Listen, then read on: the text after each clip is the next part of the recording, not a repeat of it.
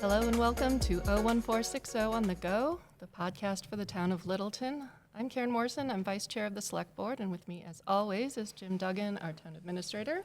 Good afternoon. And we have two special guests today. We've got Dr. Kelly Clenchy, Superintendent of Littleton Schools, Good afternoon. and Steve Venuti, Chair of our Littleton Finance Committee. Good afternoon. And as many of you may already suspect, the discussion today is going to be about Shaker Lane Elementary School and plans to build a new school. Kelly, maybe you can start off by explaining to us what the circumstances were that led you to, and the school committee, to decide to move forward with a new school. Sure, more than happy to. The real impetus to applying to MSBA for a school renovation, first of all, was the school was built in 1962. It's far past its shelf life. When you go back to, not that I was an adult in 1962, I'd like to say I was in the history books, but I probably was in grade 1 at that time.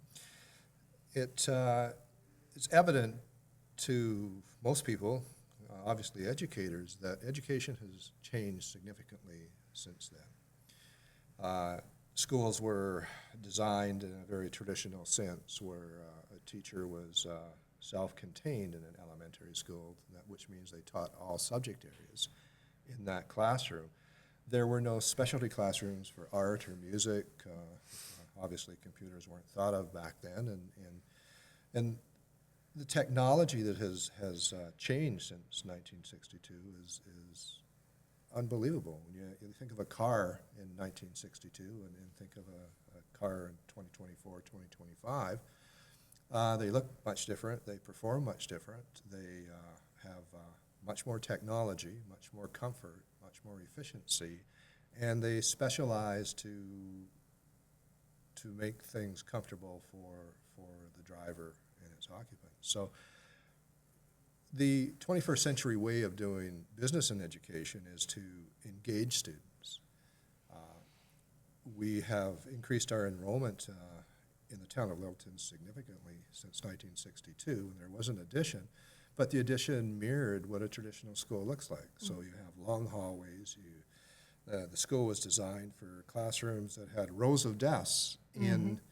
It was teacher-directed instruction back then, a lot of memorization. And in today's age, we have group work, we have interdisciplinary connections, project-based learning, cross-grade level opportunities for students to learn.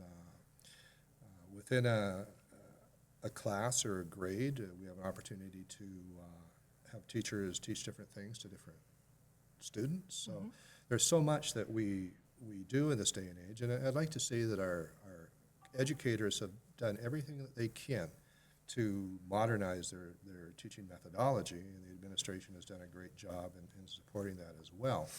We're doing some of these things, but we're certainly not reaching their potential. And having a building that was designed for 21st century learning would make an incredible difference to our students. And we all know that first impressions make a huge difference. When you come into Shaker Lane, I mean, we put a lot of paint on it, and we've made it look as good as we can.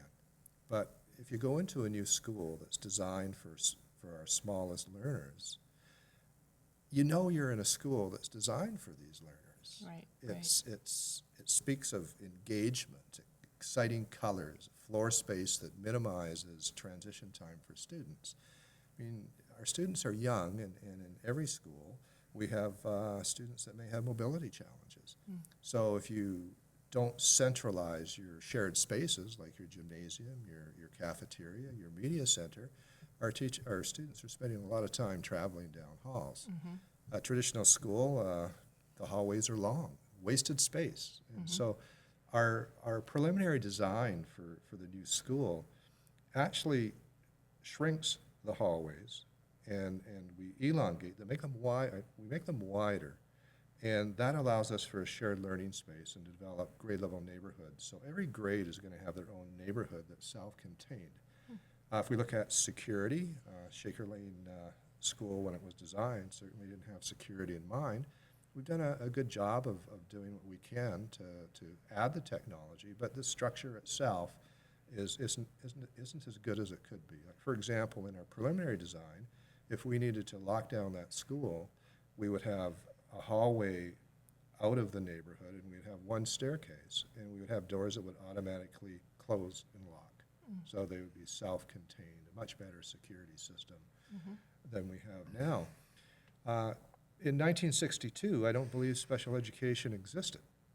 And Right. throughout time, as student populations changed, demographics changed, we've added clinical staff, a number of special education staff. We have one special education teacher per grade. We have OT, PT, BCBAs, a lot of acronyms, but they're all necessary to provide services to our students. We've been fortunate in Littleton because we were sending a number of students out of district to be educated. And we were doing this because we just didn't have the critical mass to open up our classrooms. In other words, what I'm saying is you need enough students that have similar accommodations to be able to offer an education that will be meaningful to them. And we're fortunate we have that opportunity to bring students back in the district. And I'm a firm believer that we should educate every child that lives in this community in our schools. That's where they belong, but sometimes we can't. And I think we're down to 28 students this year that we send out of district. And in time, excuse me, I don't, who knows what's going to change. When we build this new school, it's going to be for 50-plus years, and we have to vision for that long. A lot can change in a community in 50 years. And we want to design a school that's going to be able to accommodate change. And when you look at Shaker Lane, and if you've toured Shaker Lane, with the addition of a staff to offer services to students, I mean, we're using closets and everything we can find to make this happen. And sometimes our students are having services delivered in the hallways. And it works, but it would be much better to have classrooms designed so that we could push in most of the services for students right into their classrooms or right into their learning neighborhood. And there's no way we can do that with the traditional design of a school. And at times, students are going to need to have separate accommodations, and we need to do that preferably within that grade level neighborhood in a separate room, rather than having them walk to the opposite end of the school. I mean, there's a lot of time wasted during the day in a traditional school, especially in elementary, transitioning from class to class. And time is valuable. It's time on learning, and anything we can do to increase time on learning is advantageous to learning. Now back to the traditional school. I mean, I talked about life expectancy, and we have old boilers, roof, electrical systems. That school was never wired for technology, and we have a one-on-one program at Shaker Lane School and in all of our schools. And what is a one-on-one program? Every child has access to their own technology to use, whether it would be an iPad or a Chromebook. And that requires a lot of different circuits, et cetera, to make that run. Plus our networks, require special wiring, et cetera, and fiber optics that are brought into the school, and we were able to makeshift that. And then I want to just talk a minute about the school has served us well, but it is time for change. We've outgrown that school, and I kind of highlighted some of those key areas. But when we look at old HVAC systems, et cetera, the school really doesn't meet the code of today. So one of the limitations of trying to do anything with Shaker Lane School is if we start renovating it, it will trigger a number of codes that will become very, very expensive to do. Right, and if I could just interrupt you, that was part of the process with MSBA, right? Which is the Exactly. Massachusetts School Building Association. Authority. Yes.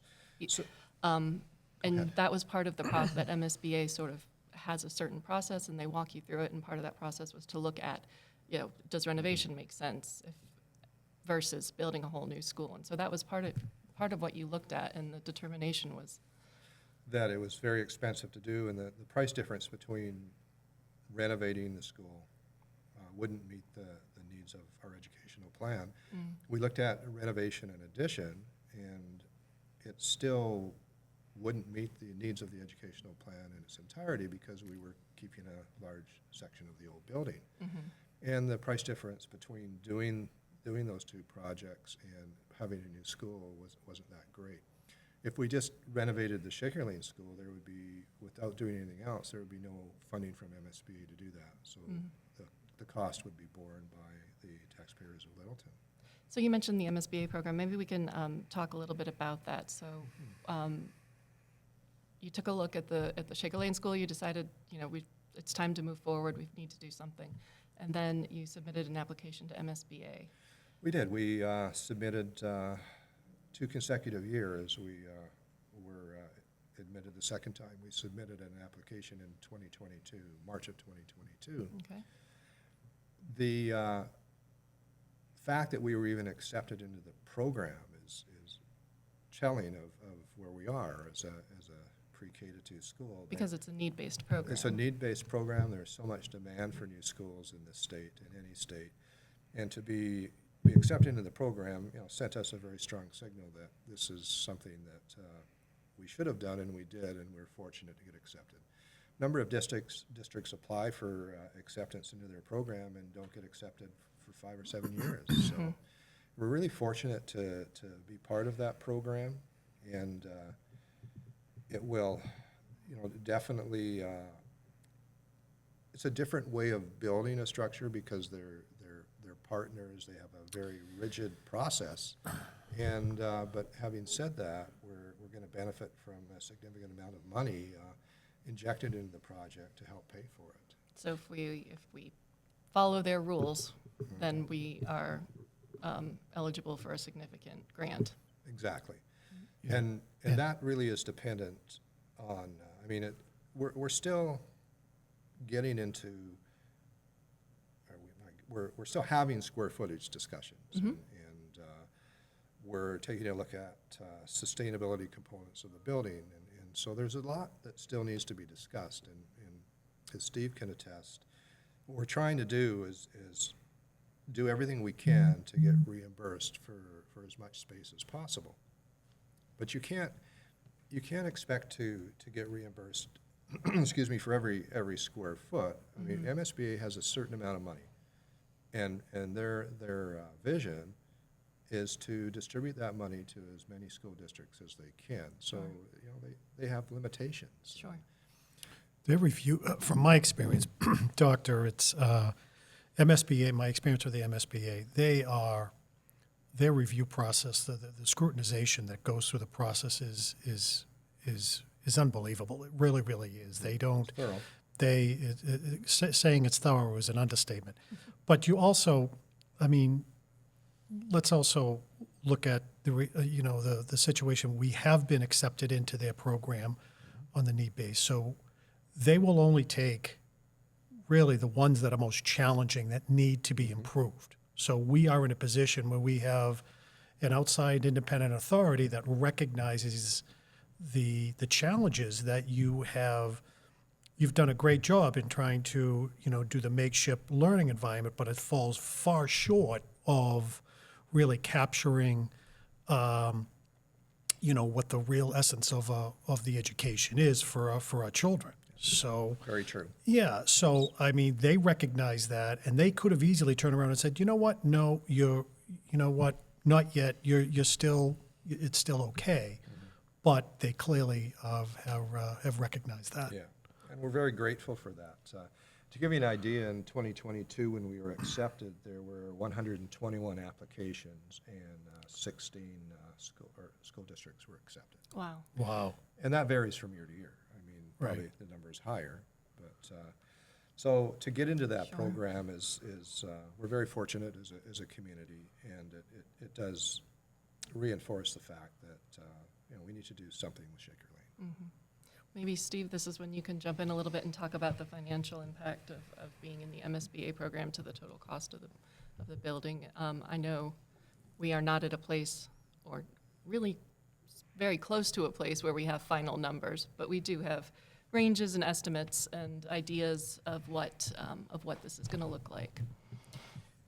So there was 3 options in front of the Shaker Lane Building Committee, and we decided on what we're calling option 3.1, which is new construction on the upper field. So it's behind the school. And just at the last meeting, the committee voted to do construction manager at risk. So it's CM at risk. And that's how we're building the senior center right now. And we built the library with that process too. Right.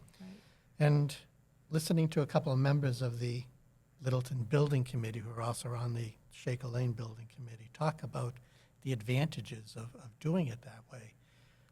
There may be, the initial construction cost may be a bit higher because the construction manager is taking some of the risk on, but the change orders go down dramatically. Right. And the chances of going over budget are slim to none. So we've decided to do that. The initial estimates for the school under that construction option was $104 million. Huge amount, sticker shock, you name it. It's clearly the largest project this town has ever done or tried to do.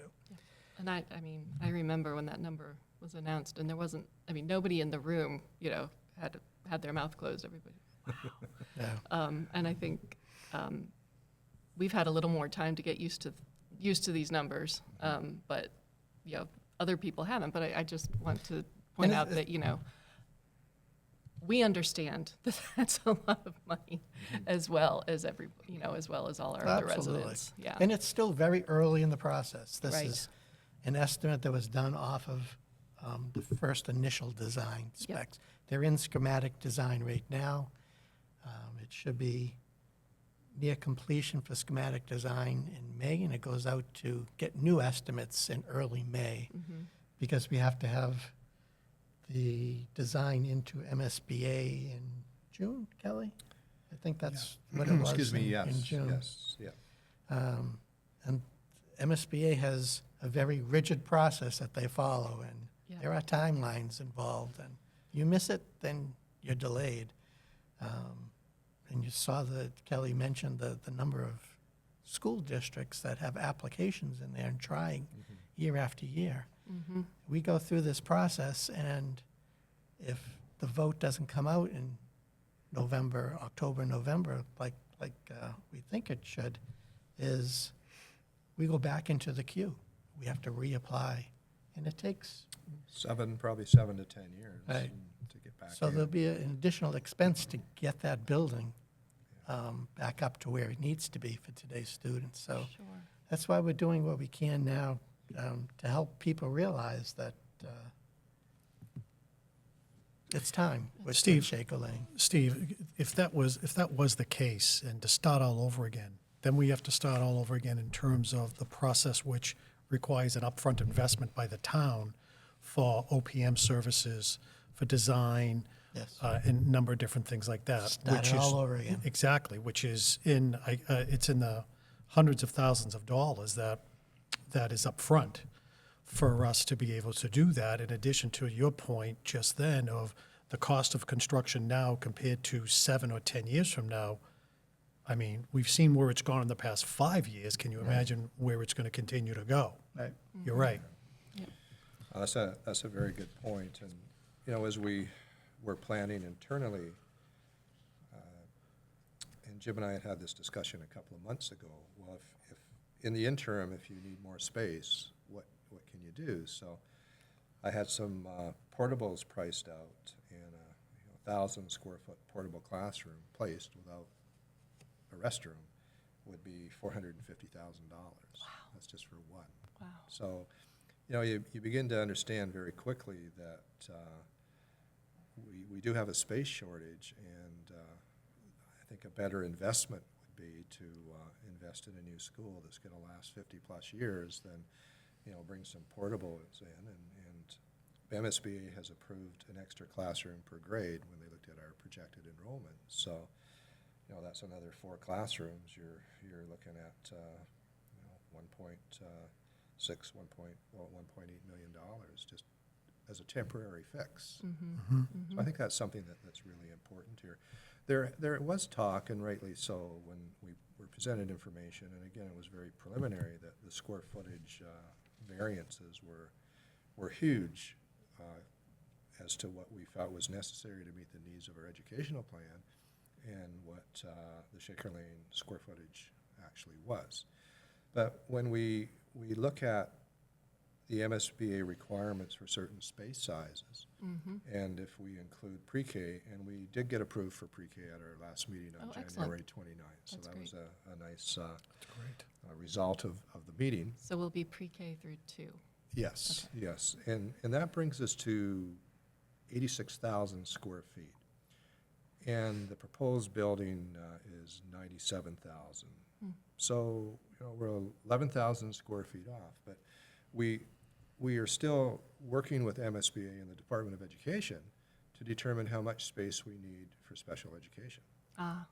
So that space, most likely, or that justification of 11,000 square feet will shrink because they have to take a look at the programs we offer in the school and the space required to do that. So, but we're doing everything we can to downsize and take care of as much as we can of that 11,000 square feet, but not at the expense of getting into a corner 2 or 3 years down the road.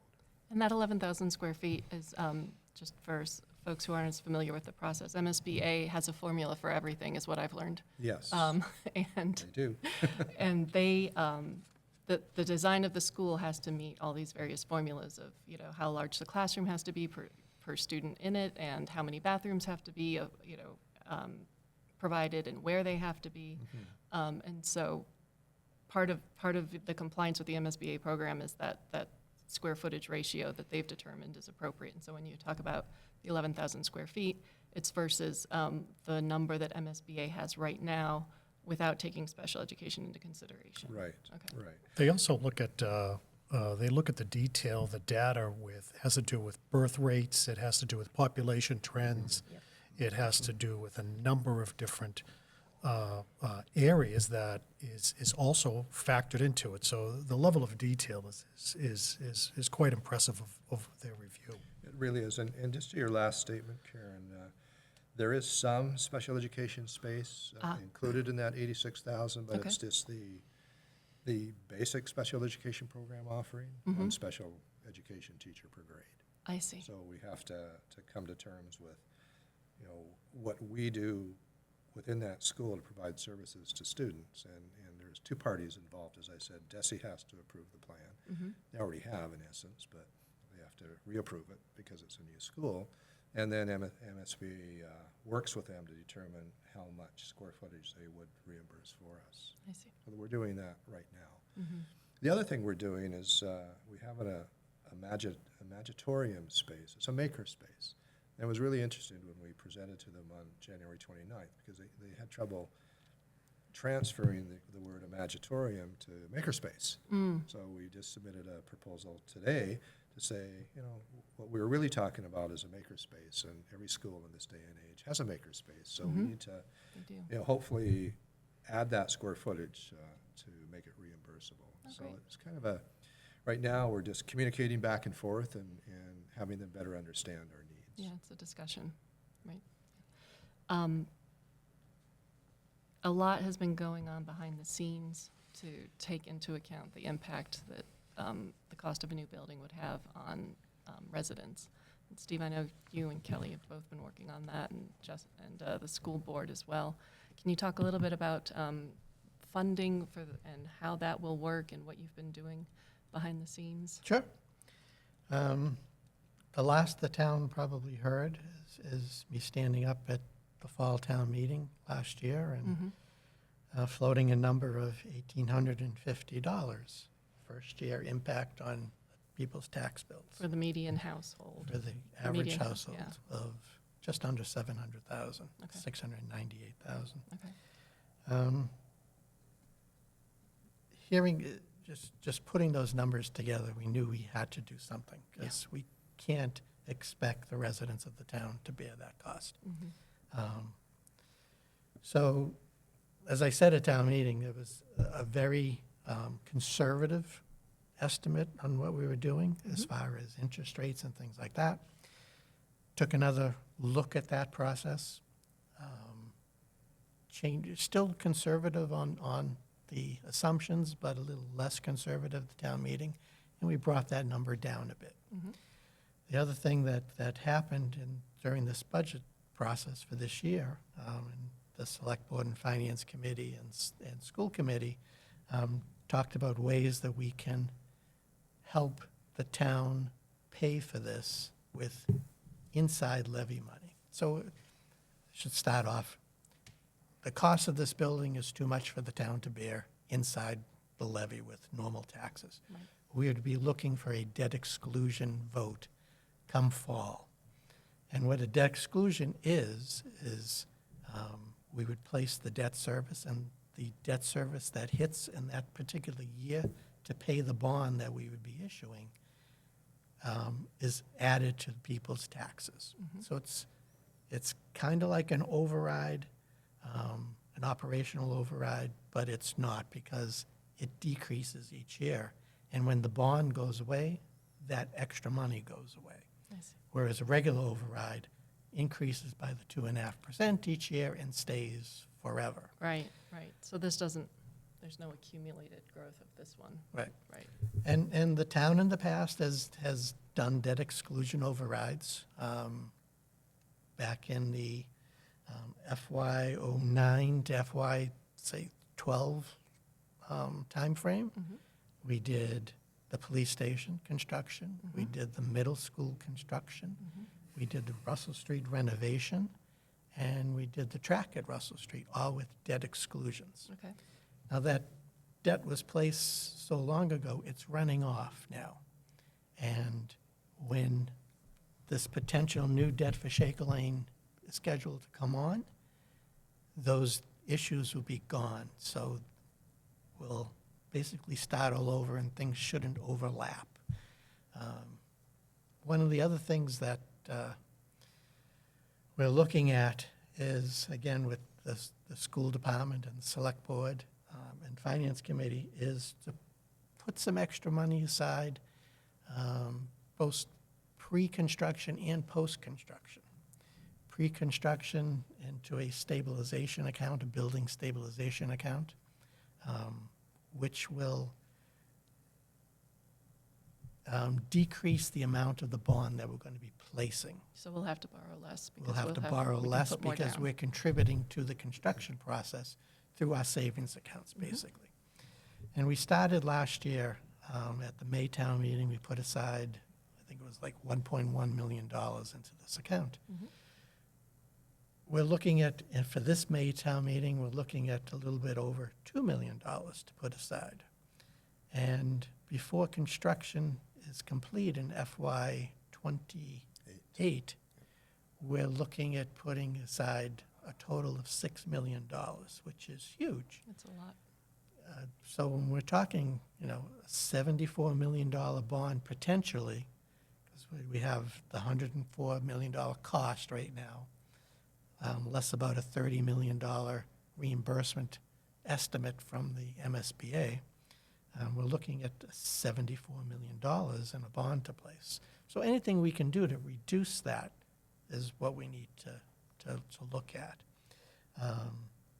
So the select board and the finance committee have been using our free cash, and I know Mr. Sanders has always said at town meeting that free cash isn't free, but this is one place where free cash is helping a lot of people keeping their tax bills down.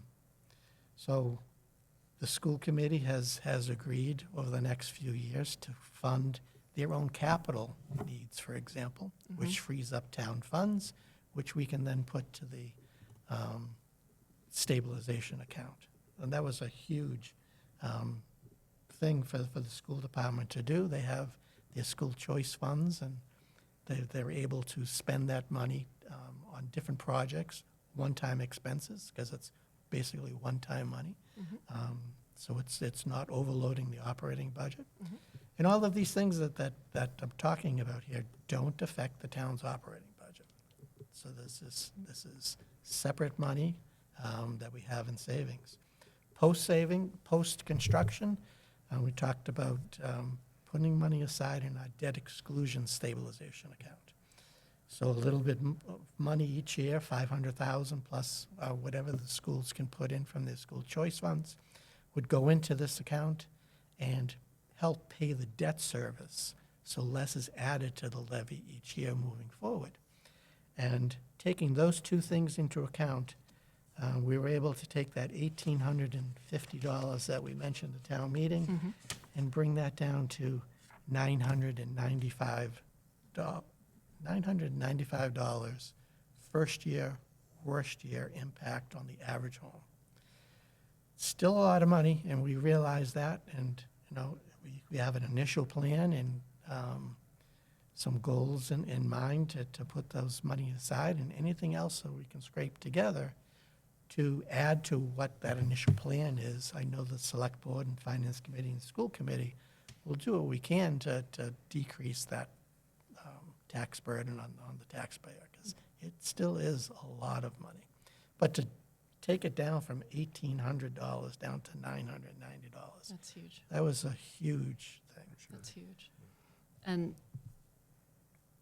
I think just to go back to the discussion about the capital projects, just for folks who might not be as familiar with the budget process as the folks at this table are, minus me. Typically, if the middle school needed a new roof, for example, that would be a capital project. And that would be something that the schools would work with the town to fund out of the town's budget. In this case, the schools, the school committee took a look at their budget and found that they had enough available to be able to fund those projects out of their own budget. Through school choice funds, yes. And so that leaves more money in the town budget for us to create that stabilization fund. Correct. It's probably not the roofs, because those are big expenses, and school choice funds couldn't capture that 100%. But all the other things that the school department does, there's some HVAC units and That's it. things going on, smaller things, but it HVAC. added up. Replacement, Yes. It added up. sidewalk replacement. It was a couple of $100,000 this year.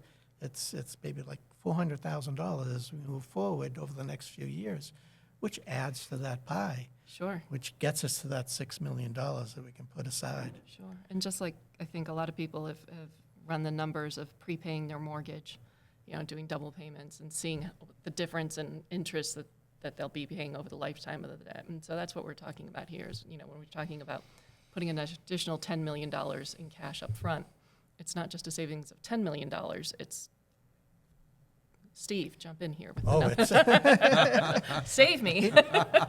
as I've said many times at many meetings, I hate paying interest. And Yes. the amount that we can do to decrease that bond decreases the amount of interest payments that we have to do. It just leaves the town. It's great to borrow funds when you need it. When you need it, right. But it's like overloading your credit cards. At some point in time, you need to start paying cash for things, and that's what we try to do. And that's what we've done for basically the last 20 years in town. We haven't borrowed for a piece of equipment or a project, smaller projects. I mean, buildings, of course we do, but we haven't had to borrow for that because we have the stabilization money and the free cash that replenishes each year. That has served the town very well. Yeah, such a great way of doing business. I mean, you're actually funding yourself as much as you can, so you're not going to the banks. And I think what you see here is with the commitment of the boards working together, we're upping our game. Yes. We're using the same concept, but we're upping our game and putting far more money in. And if this process continues, beyond a Shaker Lane build, there's going to be some incredible things that the town can do, as in the future, that won't be nearly as painful if they didn't have this plan in place. So I really want to thank Steve for his leadership on this, and we're very fortunate Hear, to have hear. Steve in town.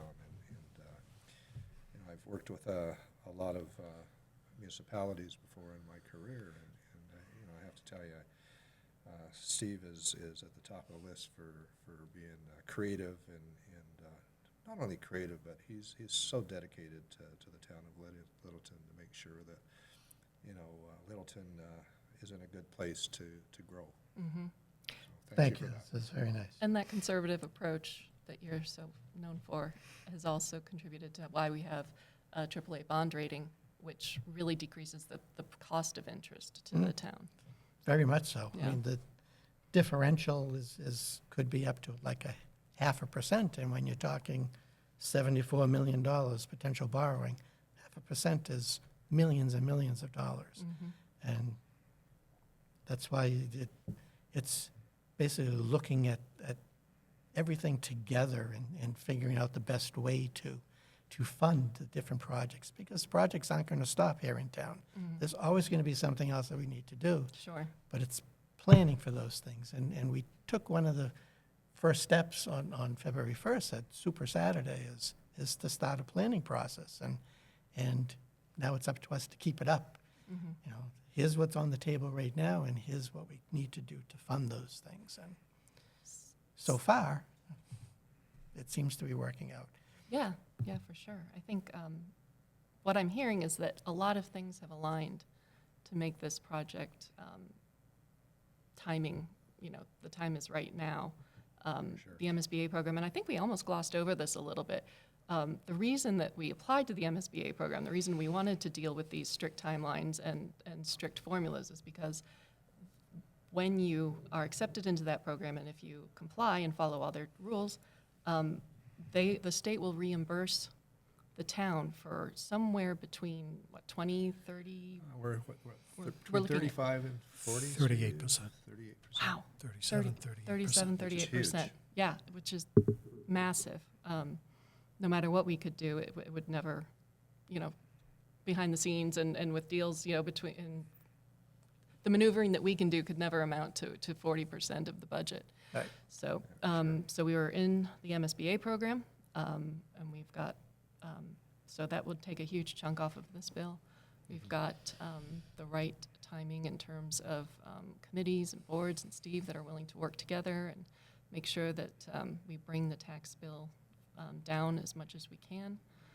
And there'll be a lot more information coming as we progress during schematic design and through the summer, and certainly keep the residents of town updated as to where this project is. But again, these are just estimated costs we're dealing with. We'll get better estimates probably towards the end of May.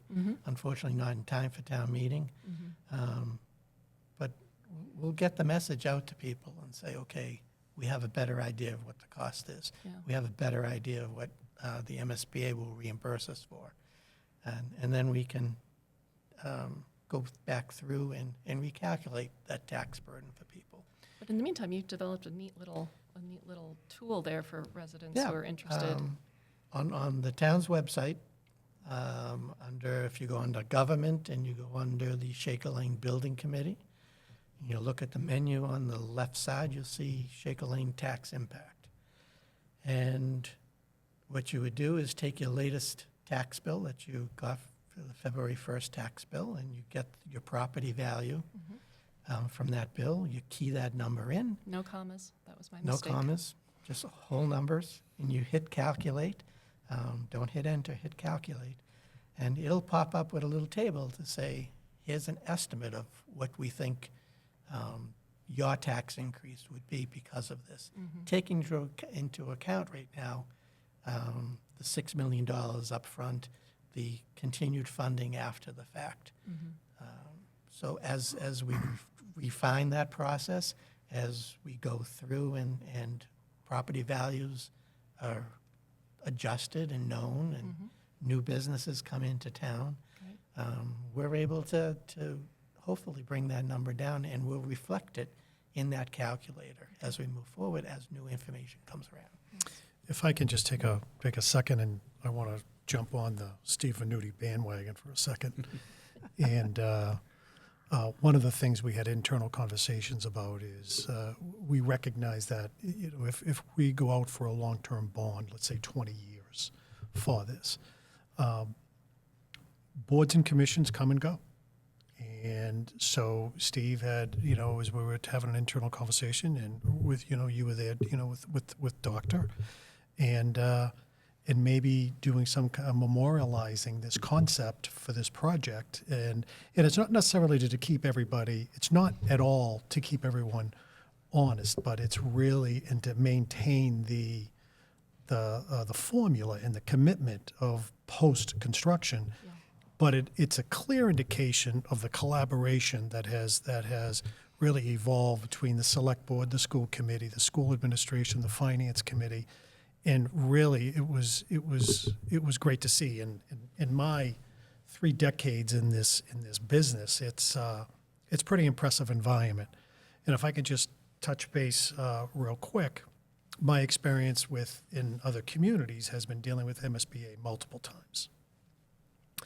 And it's something that, from an economic development driver here for any community, as businesses are looking to move or invest or expand in your community, one of the biggest things, the first thing people will look at is how is the school system in a specific community. Sure. And that is a tremendous economic development driver. And it's also doing something that over my career, you can't afford not to do. We're investing in our children, investing in ourselves. It's our future. And I think it's a project that has got tremendous merit and support. And I think it's, on a last note, and then I'll stop. Karen and I, amongst, we had other select board members, we went to the Mass Municipal Association annual meeting. And so that's when you get to see a lot of your peers around the state and you catch up on a number of different things. And I was talking to someone who was from the town of Andover. And they went forward for a new high school. $300 million. $300 million. So we're talking about sticker shock? So, exactly. And I'm still flabbergasted at that, but and it's out there. It's and it's just going to continue to rise. Right. Nothing's going to get cheaper. Right. That's for sure. Right. Without a doubt. So, completely, I applaud everybody's efforts and commitment and for this investment, and I think it's the right thing to do, from my opinion. But thank you. And you talked about memorializing it somehow. And, we can put down on paper, this is the plan today, but, it's not saying it's the best alternative, but let's work on it as we go through. Because Right. when you think of it, by the time the school is finished, Right. the select board, the school committee, the finance committee, everybody's turn over because Right. it's every 3 years you could get a whole new committee in there. And there's amnesia. Absolutely. Right. School? What school? Yeah, right. Exactly. So that's what makes it important to come up with something and have the 3 committees Absolutely. sit down and discuss it and say, yeah, this is the path that we want to take. Yeah. Because I think, I can say this with the finance committee and probably the select board and school committee, I'd say our main goal is to lessen the impact of this 100%. on Yep. to the taxpayer. Yep. Right. I mean, there's no alternative that we won't try and think of and work through Right. without decreasing that burden to the taxpayer. Because it is still, even at the $900, first year, worst year. I'll Right. keep saying that. Right. Which is important. It's not $900 every year. It's Exactly. going to go down. It goes down Yep. slowly, but it does go down. But it does go down. Yeah. Well, the good part about that is, as much as some of us may be gone at this table, Steve will definitely still be here, so he'll make sure, because he better be here. Memorialized. Right, exactly.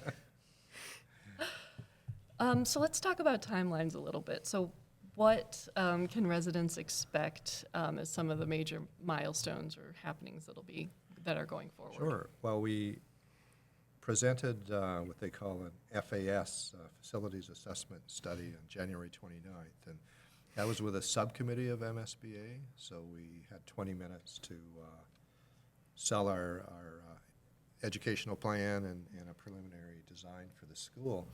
Went very well. They commended us on our education plan and also were intrigued with our design, a preliminary design. It fits right in with a pre-K to 2 school. That's great. That's built for children that age. So our next hurdle, so to speak, is on February 26th, where we attend an MSBA meeting, and the full board will vote at that time either to have us move forward or ask us for more things we need to do. If we move forward at that time, and I'm pretty confident we will, then we move into what they call the design phase of the project. And that's where a design for the school will be created. It'll be detailed. It'll be pretty well a blueprint, and they can get a better handle on costs. And Steve had mentioned CMET risk, and I'm definitely not an expert in that area at all, but one of the advantages, I believe, of having CMET risk is you have a better chance of solidifying those costs earlier on. For sure. And that's what we Correct. really want with the changing market. After that, we'll be ready for the fall town meeting, at which time we'll ask voters to vote on a sum of money for this project. It'll be a vote and a ballot as well. They won't occur the same evening, but I don't, within a week or so, I would imagine. If that passes, then they would continue on taking that design, finalizing the costs, and getting ready to dig a hole. And they're scheduled, if everything goes right, to start the actual construction in June of 2027.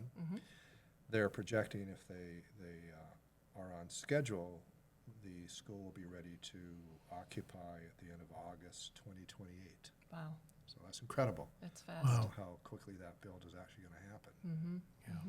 And at the town meeting, you're going to be thinking of having an informational session beforehand. Right, Yes. for May, right? For May. Yeah. Yes. Yeah, we're going to, the actual time hasn't been decided, but we're thinking of maybe 6:15 to 7 o'clock. We talked about having it in the cafeteria at the middle school, and then we would probably stop at 10 to 7 to have Sure. the community members go to the auditorium and get seated. So we're really excited about that because we'll have our architect with us at this meeting too, and you'll have more to look at then. And then, I know we can't show anything to the viewers, but I do have somewhat of what a neighborhood would look like, a grade level neighborhood here. You can see how we've compressed it to create a Tiger's Den, a den learning space. And if you look at the other diagram, you see that long hallway, and that's indicative of a traditional school. So I we're see. trying to use that wasted space in the traditional school design and make a larger, a space with more area and width so that we can bring classes into that area to continue their learning in various projects, groups, projects. And all those diagrams and layouts that we have are all on the Shaker Lane They are. Yep, project site, Yep. which is different than the town site. Yep. And that's got an FAQ, it's got pictures, it's got a lot of It's a good, lot. great stuff Yep. for folks who want to dig into the what and how of the building itself. I think probably we've covered most of what we wanted to cover. Did anybody have anything else they No. wanted to, Kelly? Just one thing. Yeah. We did talk a little bit before the podcast about, what are we doing to try to get the word out?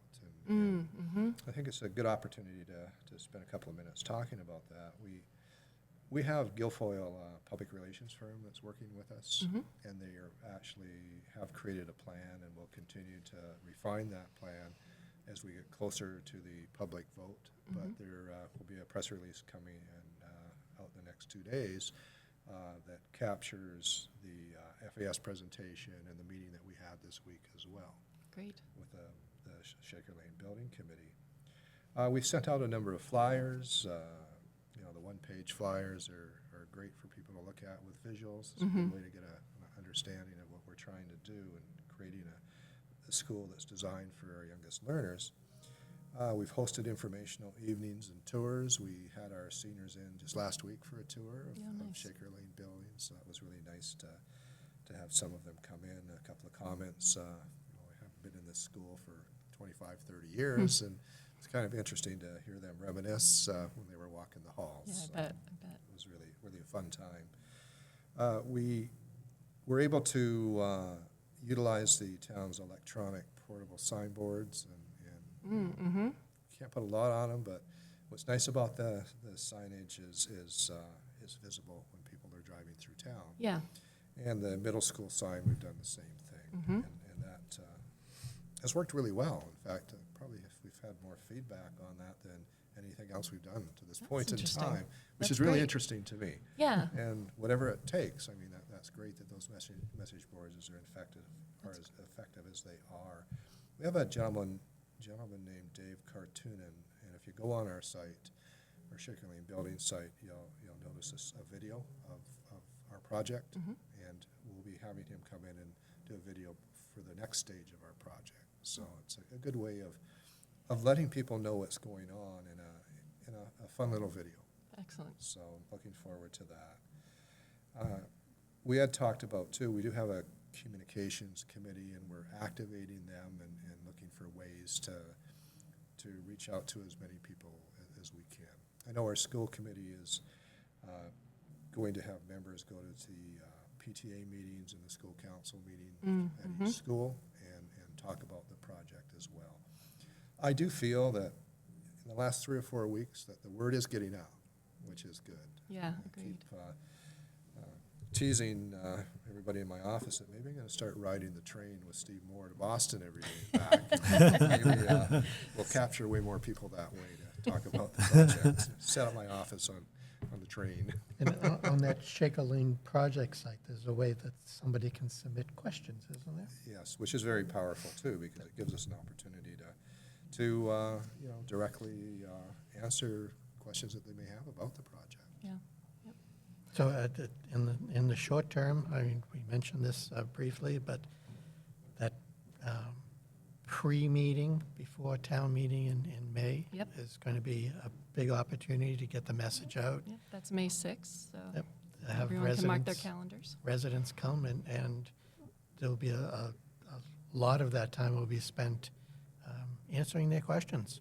Excellent. And that's something that we weren't able to do at the last town meeting, but we want to be able to do that this town meeting. That's great. Well, thank you all for Great. coming and talking to us this pleasure. afternoon. It's a lot of fun. So for all our listeners, I hope you enjoyed this episode. If you did, please go ahead and subscribe to the podcast if your platform of choice offers that option. And most importantly, tell your friends and neighbors about us. If you have feedback or questions, you can contact me at kmorrison@littletonma.org. And you can also, I'll give you my cell phone number, 978-621-9655. And I look forward to hearing from you. Thanks, everyone. Thank you. Thank you. Have a Thank great you. day.